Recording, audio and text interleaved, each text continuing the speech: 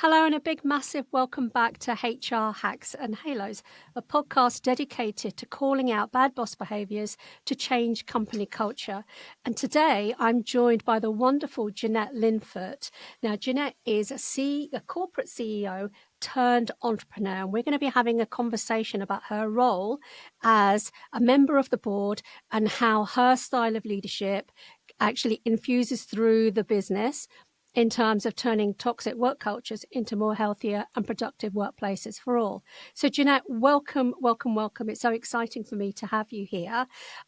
First of all, I probably haven't done you justice in terms of all of the amazing things that you do. So perhaps I can get you to introduce yourself to the show and my listeners. Oh, sure. Well, listen, first of all, thank you for having me on. It's great to be on your wonderful podcast. So thank you. That's wonderful. Thank you for inviting me. So, yeah, a little bit of background on me. I've spent 25 years in the corporate world, mainly in the travel, leisure, hospitality sectors. So really starting from the bottom to becoming the CEO. So I know what it's like at different levels of an organization. The last corporate role I did, I was the CEO of the travel division for Saga, which is the FTSE 250 business. And then before that, I was the MD of the emerging markets for TUI. So ran the businesses in China, India, Brazil, all over the place. And then about 5 years ago, I jumped out and I essentially have a portfolio of my own businesses today. So I guess I've made that leap out of corporate, but trying to apply the best of big business to smaller and medium-sized businesses today with the advisory work that I do. Oh, amazing. That's brilliant. You're also a podcaster as well, though, aren't you, Jeanette? I am indeed. So my podcast is called Brave, Bold, Brilliant. So, yeah, we're on about 444 episodes, I think, now. So, oh, wow. Yeah, 4.5 years on. It's been a journey. Oh, brilliant. Well, I only launched like a couple of weeks ago, so I'm sure I've got a lot to learn. And I actually do follow your podcast and tune in because I think it's really good to listen to people who have been on that journey that much longer because you can learn so much from them. And that's also kind of like, as far as I'm concerned, that is one of those things that leaders do, isn't it? They kind of inspire, they show, they mentor, they kind of do a bit of a role modeling. So actually, I'm kind of role modeling, even though you don't know that I'm doing that. But welcome. So it sounds as though you've done a huge amount of stuff, both in corporate and you've got to the very highest levels within the travel industry. And of course, now you've made that leap across. What made you decide enough from corporate world, but actually take this leap into entrepreneurship? Yeah, I mean, I get asked that question quite a lot, Jivan, because I think a lot of people are thinking about what that next phase of their career looks like. For me, I always loved the roles that I did in corporate. You know, I love the industry and I loved, leading those businesses and felt very privileged with the teams that I ran. But I got to my mid-40s, I was probably 47-ish at the time. And I just thought, actually, what I really want is more freedom, choice, flexibility. I wanted to create multiple streams of income, as our good friend Rob Moore will advocate, who I know we have in common. Indeed. And I wanted to work with interesting people doing cool stuff. So that really led me to setting up my advisory business. So I do a lot of advisory work with large corporates, with mid-sized businesses as well. My mentoring business, where I work one-to-one with senior leaders or business owners, very often looking for an exit, maybe a sale of a business. I have a property investment business as well with my partner, Chris, and then the podcast as well, which I absolutely love. So I enjoy the variety. Do I work less now than I did in corporate? No, but it's on my terms this time, so it's a little bit different. But that was how I ended up where I am, Jivan. Oh, that's brilliant. And of course, I suppose, yes, you may not have as much free time, but actually I can just hear the passion in your voice when you're talking. Everything you do, it sounds like you absolutely enjoy and love it, even though it's probably taking up as many hours, if not more, hours in your day. That's it. But no, it's great, isn't it? I mean, let's face it, in corporate world, we don't always have a choice as to who our colleagues and fellow board members and, different stakeholder groups. We don't always have a choice on that. So actually, as your own business, you do have more of a choice as to who I decide to work with or not, as the case may be. So it's quite nice. Absolutely. And that kind of brings me down to, it's a lovely segue actually, because it brings me to why I wanted to talk to you, because obviously you sit on a number of boards, and you have, as a board member, you hold quite an influential position at that level in terms of how a business is and its culture and how it kind of fronts itself to its customers. Can I first of all ask you, what's your role on the board? What is it that you do? Well, it depends on the business, right? So in terms of my own businesses, I'm a founder and shareholder. So, when it comes to actually starting a business, setting the tone, then that's sort of, more of a startup perspective, I suppose, in terms of good governance, etc.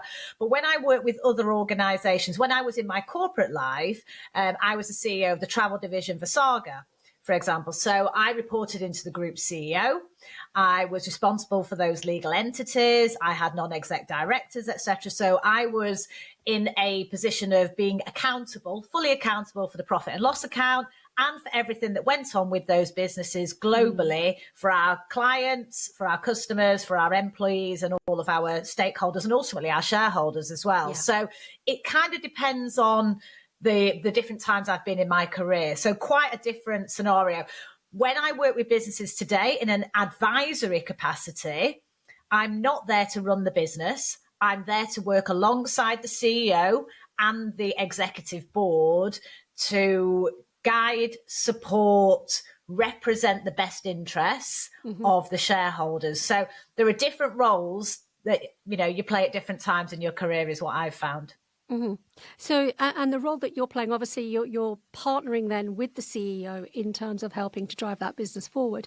To what extent? Obviously, I get it from the point of view of money, turnover, revenue, all of those sorts of things. What about the tone that the CEO can actually set in terms of leadership, both with his own colleagues on the board, but also with the business? What things are you picking up?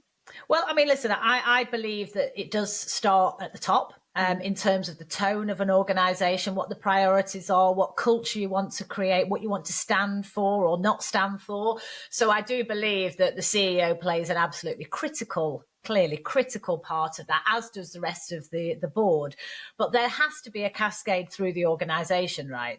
So it's so important to be able to connect, the front-facing teams, if you like, with the boardroom. And I think very often what I've seen over the years is a bit of a disconnect between those two worlds. So I think, whenever you're working with an organization or you are sitting on a board yourself, you also have to think about how do you ensure that these core values, the policies, the procedures, the culture, it doesn't just stop at boardroom level or the next layer down, which often happens as well, but it actually does permeate through the organization through good systems, processes, policies, communication, etc. So I think you have to take that holistic view, but it absolutely starts at the top with the tone being set there. Yeah, and you're right. The way that your voice in terms of the CEO, etc., kind of gets cascaded through the business tends to be through policies, through systems, through procedures, and of course, regular town halls and communications that they do.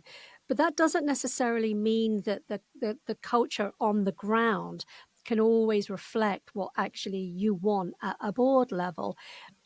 How do you find out when there is this disconnect, and what do you do about it?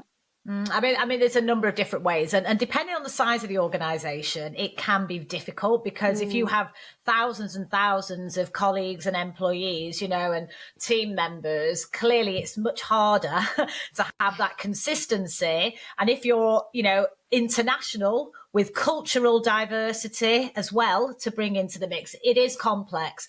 So I think you need to be able to have the right sort of, I suppose, employee survey is a good way to have a temperature check. How are people feeling? What are your engagement scores? I think engagement is probably one of the biggest metrics that you can actually focus on because it's a consistent measure and it also allows you to benchmark externally as well, So I think engagement score is really important. So I think having, surveys at least twice a year. And ideally, if you can have a couple of what I'd call pulse surveys, which are normally shorter, but are focused on a bit of a temperature check. How are things going? What that allows you to then do is to use data that's robust and consistent to actually really understand, are our teams happy? Are they fulfilled? Are they getting career progression? And where might those areas of focus and development need to be? And then from there, it's around having an action plan that allows you to tackle. So I would be looking at a macro view, but then for every single function, every single department, you should be able to break that down if you have a system like that in place to actually then hone in on what's going on in this particular team, what's going on in this department, what's going on in this division, and ultimately what's going on in the overall organization. So that's the best way, I think, in terms of using data. For me personally, when I've been in, a CEO seat, I like to get out and about. I like to walk the walk. I like to spend time with customers. I like to be on the phones with clients, understanding, listening in. I like to be overseas in the travel businesses in a rep's uniform. Actually being at the coalface, because that's normally when you can, and it's not necessarily undercover boss, but there is a real value of being with your teams in person, observing, listening, asking questions. How can I help? And that, I think, really helps. And then, of course, customer feedback as well will normally give you an indication as to how are your teams performing, how are they feeling, and ultimately how are they serving the customer. Absolutely. And I love that, because it sounds like you're a real hands-on. You're not like distant. You're there. You're kind of very, very hands-on, and you're kind of getting a feel and almost getting a living kind of pulse check of what's going on in the business. And if you were to feel that things are disconnected, if things weren't happening properly, what would be the next step that you would be thinking about? Well, I think the next step would be actually spending time with your teams, using that data to say, okay, listen, there seems to be an issue around communication, for example. Let's dig into that a little bit. And really trying to understand that. I think it's always really great to run workshops, get a selection of people from around the business, around the table, so you can listen and hear what's going on. So I think there's a number of different things, but for me, it's around gathering together as a team to really understand. And that's not just about, looking at the data and ignoring it. It's, if there's a problem, let's really get to the bottom of what it is, what's driving it. How can we then, start to make progress and to really drive the culture that we want and co-create it. I mean, I used to also do what I'd call like birthday breakfasts. So once a month, anyone that had their birthday in June in the organization, you just come along, we have a breakfast together, Q&A, give a little bit of a download of what's happening in the business. And that was a really nice way.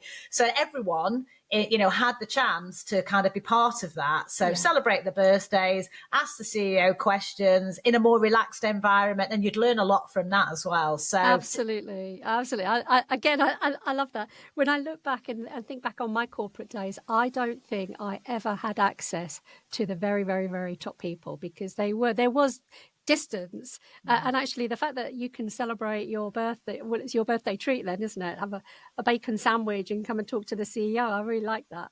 And did people come along to it?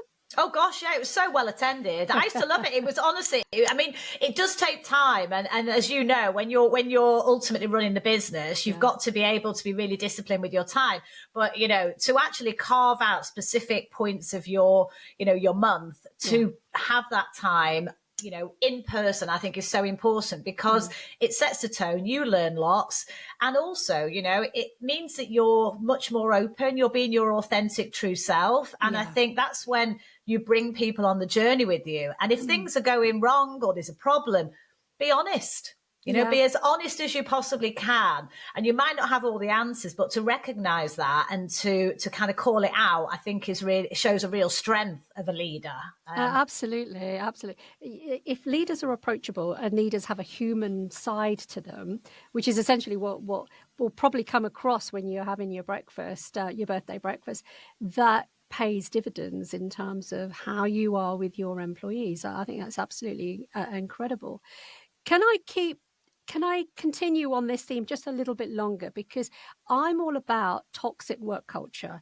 And I think what I'm hearing from you, Jeanette, is that you're very, very, very personable. And because you are very much in the weeds to speak, you're kind of almost defining, just because you're there, the tone of that organization. But there are so many organizations where that doesn't happen, and I would say that they are quite toxic. Would you do you think that workplaces have become more toxic recently, or not, perhaps? Oh, it's a big question, isn't it, that, Jivan? I mean, it varies hugely, I think. I think technology has changed things actually quite significantly, of course. And in some of that is in a good way. It can be a huge enabler, but in other ways, sometimes we lose the human to human contact as well. And, I think ways of working have changed significantly after COVID, etc. So more flexibility, but that can sometimes mean your teams are more remote, and therefore you have to reach them in another way. So I don't know if they've become more toxic. I think the environment has shifted, and I think all businesses need to adapt to what is important to their teams in today's world, not the world of 20 years ago. I mean, when I got my first board position, I was the only woman in the boardroom with a P&L. We've made great progress on gender. There's still more to be done, but diversity, equity, and inclusion, there was such terrible behavior, really bad behavior that now I would like to think wouldn't happen, because there's a lot more awareness around, what's appropriate and what's not appropriate. So in some ways we've made massive progress, which I think is helpful. In other ways, things have shifted, so we have to be flexible. So I don't think it's that they're more toxic. It's probably just different. Yeah.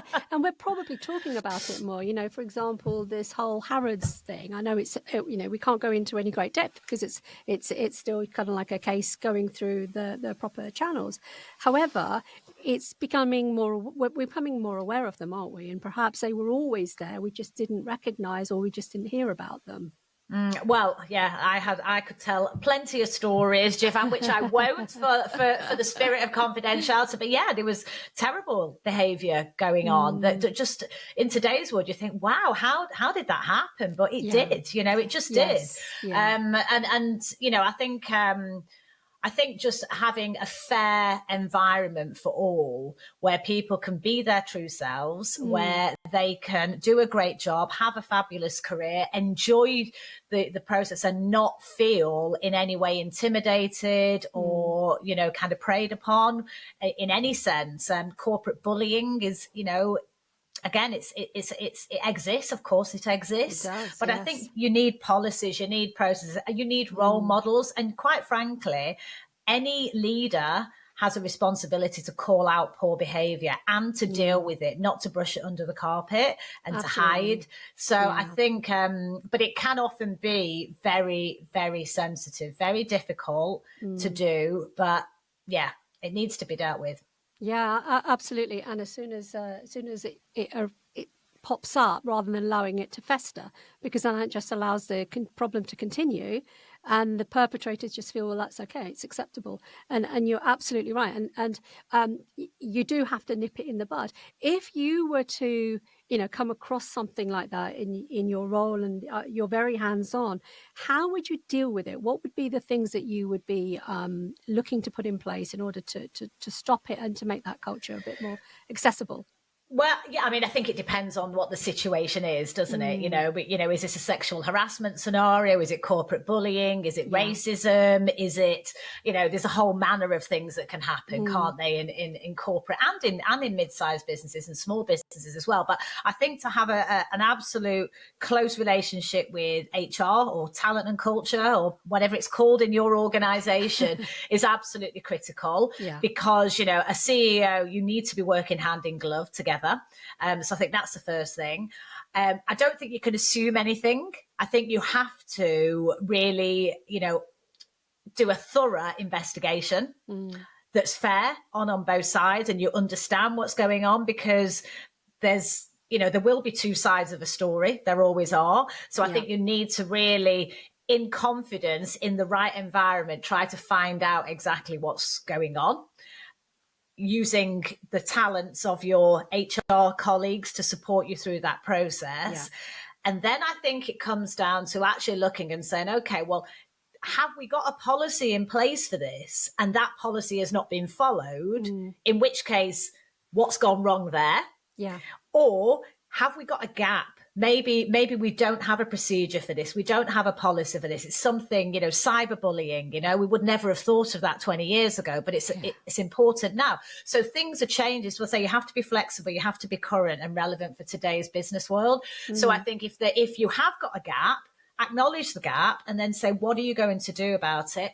And obviously, in some situations, you're actually having to involve the police. This could be a criminal offence that's gone on. Yeah. So, again, knowing when that's appropriate. So you need to be able to have, all of these. Ideally, you'd have a process for any of these situations as and when they come up. So you have the blueprint, you know what the process is in the event this happens. And I think, we don't always get it right.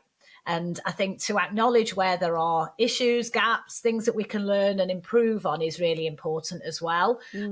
So yeah, there's just a few thoughts there, Jivan, but it's very difficult because there's so many different things that can happen. Yeah, absolutely. And it does become a how long is a piece of string kind of question, because you can bullying, harassment, whatever it is, it can come in so many different shapes and guises. Therefore, one size doesn't necessarily fit all. No, I absolutely, and thank you for giving it a good crack. I think what you were saying absolutely made sense, and actually it does need to be a combination, not just the leaders. It's combined with HR, it's combined with the people who are actually coming forward, and they need to have that feeling and environment of feeling that it's safe to come forward and to say something, because quite often those very individuals who are coming forward can sometimes feel, well, I've said it, nothing has happened, and then can find themselves actually elbowed out of the door. So, whistleblowing policies haven't necessarily been used properly, or there isn't that kind of psychological safety where people feel that they can come forward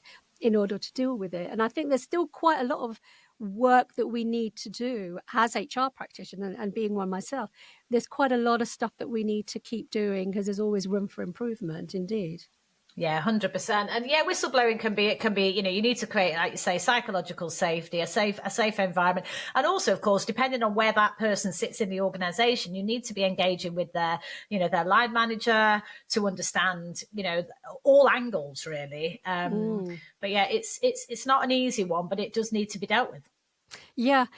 But what you say is absolutely right. Things have moved forward at such a pace, because I remember when I first came into the workplace, and obviously many years ago, I won't say exactly how long ago, but it was if you had senior females in the organization, it wasn't because of their talents and because they earned their place there. It was because of that they had given away favors in order to achieve that position. It was quite it was quite disgusting and quite kind of very old fashioned. And I'm so glad that we've moved beyond that.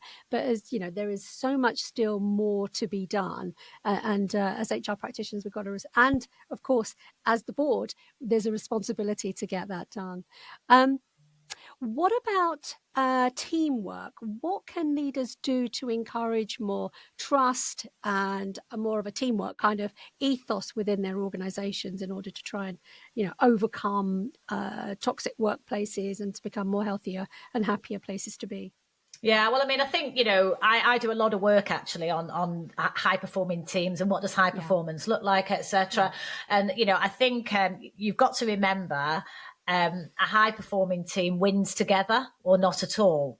So, yes, it's great to have an inspiring CEO, MD, leader, head of department, but ultimately there's only 24 hours in a day and you're one person. So you absolutely have to lean into your teams and really create the right environment of trust. So, you should be having some of these basic things in place anyway, regular team meetings, off-site workshops where you're not talking about the business as usual stuff. You're talking about the strategic things, some of the broader initiatives, maybe some of these aspects around diversity, equity, inclusion, etc.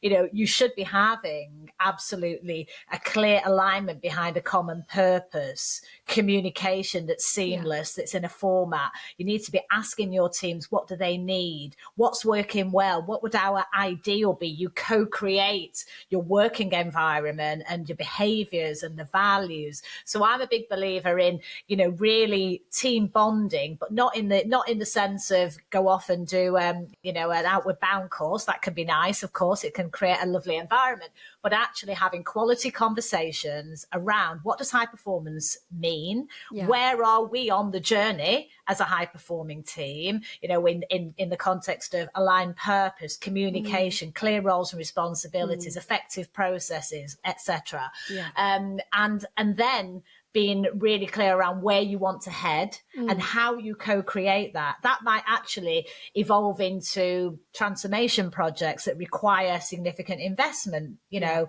So I think that regular interaction, weekly, monthly, quarterly, as a team together, but also one-to-one, so that everyone has the chance to also, be really thinking about what's going on in their world, and clear development plans, so there's so much in here, but communication. Absolutely. You mentioned values, and I just wanted to pick up on that, because effective teamwork also bonds around shared set of values. How do you get everyone aligned? Great question again. I think it is that co-creation. I've just been working with a big client actually over in Paris, and we did some work on values. And there are the company values, at a macro level, and then there's the individual kind of divisional values, if you like. The two shouldn't be too far apart, but there may be some very specific ones. So, we have a working session on, well, this is what our values have been stated as being. Is that right? Does it feel right? What does that mean in reality? So I would like to match a value with behaviors. Yeah. So how does this play out in reality? I think to actually be able to brainstorm, co-create, align, get opinions, lean into your staff survey. There's lots of different ways to get that. But I think a lot of companies get it wrong because they think they have a set of values. They might stick them on a poster on the back of the toilet door, but they're not living and breathing it. If one of our values is honesty, then are we calling out when we see dishonesty? So I think you have to align the values with behavior, a set of behaviors. And I like to create like a team charter. That covers those things. But as I say, it's no good just sitting in a boardroom writing it yourself. You've got to do it as a team and then roll it out and, live and breathe it daily. Yeah, absolutely. And that is so fundamentally important, because you're right. You can stick these posters all over the organization and on the office walls, but actually, if you're not going to, if they don't mean anything, or they're just a bunch of words and some pretty pictures, it's pointless. They have to be living and breathing, and they have to be continually evolving, because the business is always changing and people are coming and going, and therefore things will naturally start progressing and will change and shift as the business does. So I absolutely agree with you there. Have you got any kind of stories that you can share with us of where you've been, obviously in your role as CEO, and when you're actually mentoring or when you're actually working within the business? Any particular stories of some teams where you've seen some great things happening? Yeah, I mean, I think, today's business world is really fast, right? It's fast, it's moving at pace. But I think, I'm working at the moment with an organization called Accor Hotels, and they're the largest hospitality business. And there's no client confidentiality breaches here, because I have their permission to say that I'm working with them at board level. And, this is a large organization. One of the big objectives for Accor is to focus on more female leaders, right? So they have publicly set a target of 40% female leaders. Now, whether you believe in quotas or don't believe in quotas, let's put that to one side. But there is a clear intent. There's a clear, focus that is in everyone's objectives, that is aligned, and there's a bunch of initiatives which are happening to move towards that target. So that's one example. Another great example is, say, EasyJet as an airline. So the group CEO, Johan Lundgren, who I know very well, we were colleagues at TUI. When Johan joined EasyJet as CEO, there were pretty much zero female pilots. Whereas now, today, I think they're up at like 30%, 25, 30%. But that came because Johan, as the CEO, said, hey, we want to have a more diverse, equitable and inclusive team. Yeah. And that includes tackling some of those historically male-dominated areas. Yes, women can fly planes as well, let me tell you. But that started by grassroots, them going into schools, having conversations with young girls who are thinking about what GCSEs they're going to choose. Yeah. So you start that pipeline in and that talent, and it takes time. It takes time to create, change. Yeah. And so, those are a couple of examples around gender that I think are really starting to push the boundaries and say, hey, actually, and it's proven that diverse teams, diverse boards perform better. So I think things like that can be fantastic. And I think what people or what organizations get wrong is they're a bit scared to say the wrong thing or do the wrong thing. Therefore, they keep silent and they don't tackle it. Yes. Whereas much better to say, hey, I might be using the wrong terminology. I might have said it wrong. Please correct me. But, we want to make progress here. And this is how we're going to go about it. So I think you need role models. You need a tone set from the top, whether it's a target or an aspiration, whatever it might be. And then you need a whole bunch of initiatives to make that change happen that everyone is aligned behind. Yeah, absolutely. And I wholeheartedly concur with what you've just said. But let's just go back to DEI for a moment. Do you think that DEI is getting a bit of a bad rap at the moment? It kind of almost like we've taken so much focus into making sure that everything is equal and there's equal access, etc., for groups that weren't necessarily had that level of access, to the detriment of other groups like white males. And there's this huge kind of focus now on them kind of, having a little bit of a boohoo moment. And I just really wanted to know your thoughts on this. Have we gone too far in the other direction? You do get that pushback sometimes, and you have to be very careful with your messaging when you do these kind of programs. I mean, the reality is it's not that, men or women are better than each other. They're not. That we're just different, right? And there's room for opportunities for all. I think I'm a big believer in it should be the best person for the job, right? Yes. 100%, regardless. Because the last thing you want, if you're a female in a senior role, the last thing you want is people saying, oh, she's only got that because she's a woman and you're trying to hit your quotas. Worst thing ever. Yeah. And equally, if you don't have the right role models, the right pipeline, you're never going to make a change, right? So I think it's around equal opportunities for all, including guys, and you need male advocates. If you're going to create change on in the gender arena, you have to have male allies. You can't do it otherwise. It doesn't work. But I do see that, the white middle class men feeling a bit hard done to now. Well, hello, this is now about who's best for the job. So, and if you're best for the job, the guys, great, you should get the job. If a female colleague is best for the job, they should get the job. But you have to have that pipeline. Otherwise, you're never going to have, a selection of talent. Yeah. But let me say, we haven't even scratched the surface on LGBTQ+, on disability, on culture. Yeah. Social mobility, there's a lot. Diversity, equity, and inclusion is not just about gender. I mean, there's still more to be done there. But my God, in some of these other areas, we've not even started, in my opinion. There's a lot to be done. I absolutely agree. We're just about pushing the door open now, aren't we? But we need to be able to throw it open properly. But you're absolutely right. A lot of work still to be done by boards and by HR and by leaders generally, across loads and loads of organisations. Absolutely. And by individuals, Jivan. And by individuals. Let me say, sometimes and being a woman in business, I can say this because I am a female, we don't always help ourselves, ladies. That's very true. Right? So we can't push it all off onto the organisation or onto our bosses. No, take control of your own career development as well, So we need to also acknowledge the role that we play ourselves as individuals and how we can help our sisters across the way, Absolutely. There's agency, but there's also collaboration, isn't there? And actually helping others to get to the same levels that we've actually managed to achieve. No, you're absolutely right. Jeanette, It's been an absolute pleasure talking to you today. I know that, and it's, I know you don't have very much time to spare for these sorts of things, and I know it's been really hard for me to get my time with you, but I've been so lucky to have you. So I want to thank you again for your time. And yeah, how can we reach you if someone's out there listening and want to talk to you, to whether they want you to join their board, or they want to talk to you on a, you know, in terms of your coaching or the support or team building? Where can we get hold of you? Well, all social media, I'm everywhere. So LinkedIn, Facebook, Instagram, TikTok even now.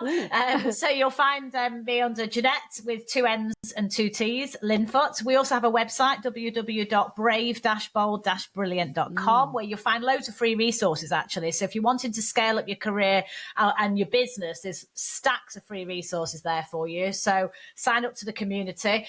Podcast, Brave, Bold, Brilliant. YouTube, Brave, Bold, Brilliant. You can find us there. So, yeah, send me a message. I always love to hear from people. And if I can help in any way, then, you know, don't hesitate to reach out. But thank you, Jivan, for you. You're doing fantastically well with your podcast. It's a real pleasure and an honor to be invited on. So thank you to you. Brilliant, Jeanette. Thank you so much indeed. Take care. Thank you. Oh, don't go yet. Don't go. There we go. So let me just stop that.